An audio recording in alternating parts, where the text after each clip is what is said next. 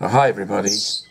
Firstly, can I thank everybody for all the nice comments on my last video. I did several days ago, which I've since removed, but thank you very, very much. I really do appreciate the comments. Ordinarily, the subject of that video would never have bothered me under normal circumstances, but I was on a bit of an all-time low trying to deal with this damn cancer, which, you know, can get you down sometimes. Unfortunately for me as well, I was being a bit selfish, and I underestimated how this was affecting my family, particularly my wife.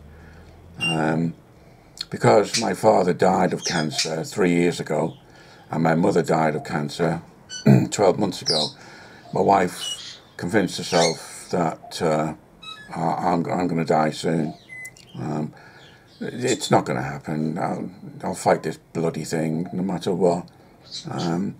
But yeah, that happened to me, happened at the wrong time. Feeling sorry for myself at that point in time. But anyway, let's forget about that now. I won't mention the C word again. I was going to start putting videos up on YouTube again in excuse me, in 2018 at the beginning.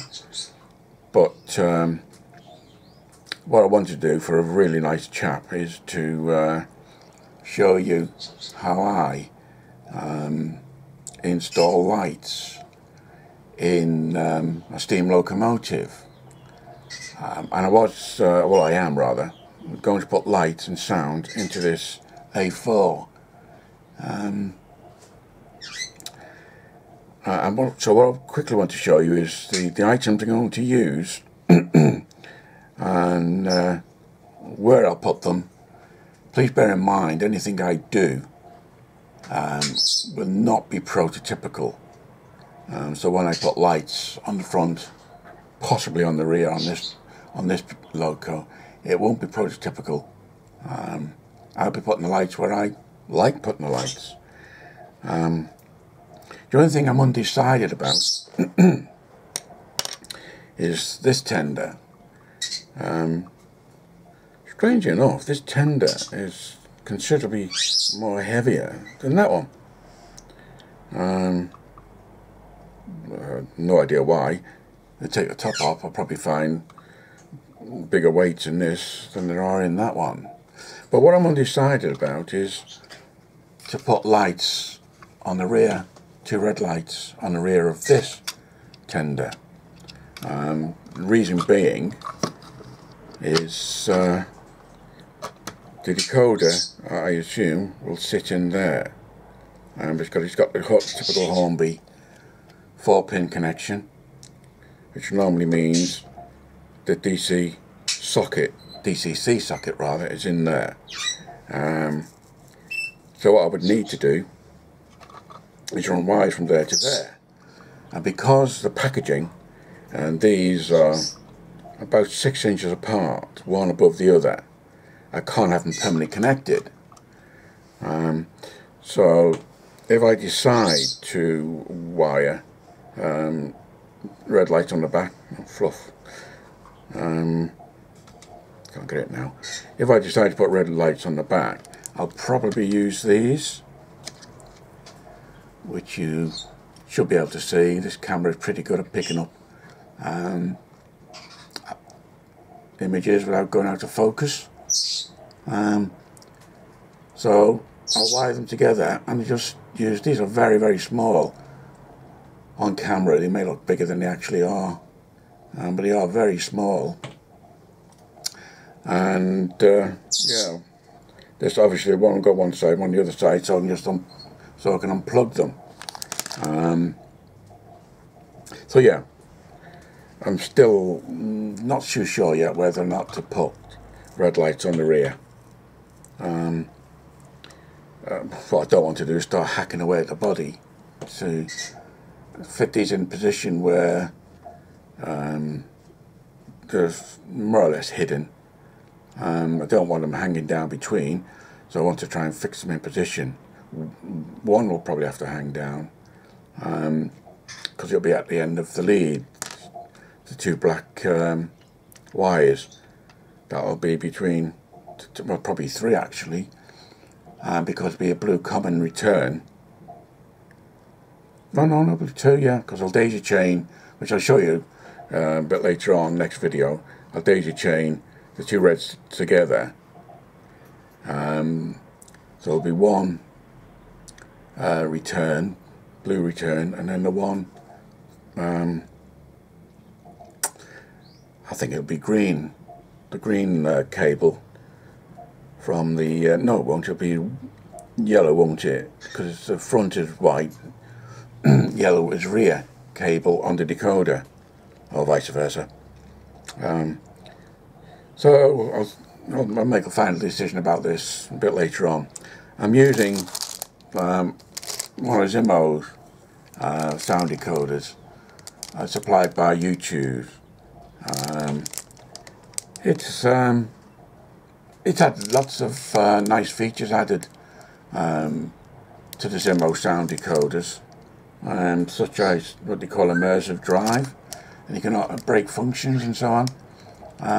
So the loco, when you bring it to a halt, it'll carry on even though your controller's turned all the way down, and you press, I think it's F2 to apply brakes, that sort of thing. So they're improving this decoder all the time.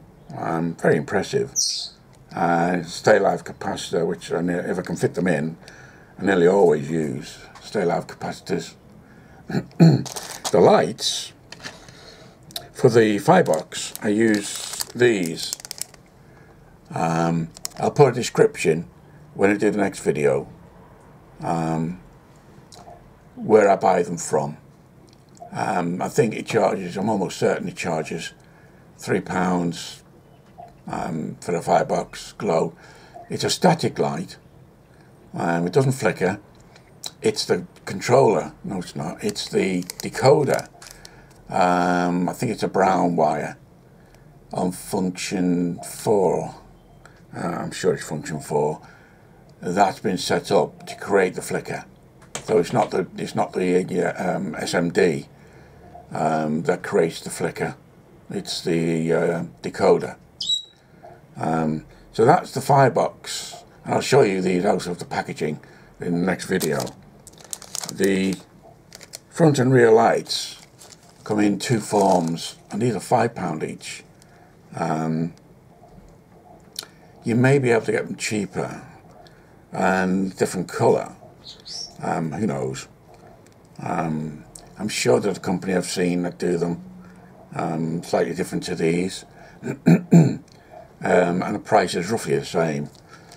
But he does two varieties. One where you can just see, and I'll take it out to pack it in the next video, is what's called a vertical fitment, and I'll show you what that means in the next video. You should be able to see that. And the other, let's get it right, is horizontal. It's probably more obvious to you when I take it out of packaging what I mean by horizontal. What I mean by horizontal and vertical fitments. You also get the relevant resistors and heatsink. Heat shrink, not heatsink. So that's the components I'll be using. So in the next video, you see, I'll have made a final decision on whether or not to put lights in this. I'll get all the items out of the packaging. I'll have the top ready off this. I'll show you how I go about wiring this for lights. Sound is straightforward, just plug it in. I've used a sugar cube on that because the quality of sound you get from these, and you fit in these tenders really well. So that's it for now for this one. The next one will be tops off these, and I'll show you these in more detail, and then I'll show you how I fit them. So thank you very much for your time. I will be putting more of my videos back on YouTube. I took him off because I threw my doll out the pram. I took my bat and ball home. So yeah, I'll be putting some of them back on. The next video I'll probably do is the how to use a JMRI software. A couple of people have asked, could I do the bit on some of the functions of that particular software. So I'll do that next after I've completed this. So thanks a lot. Bye for now.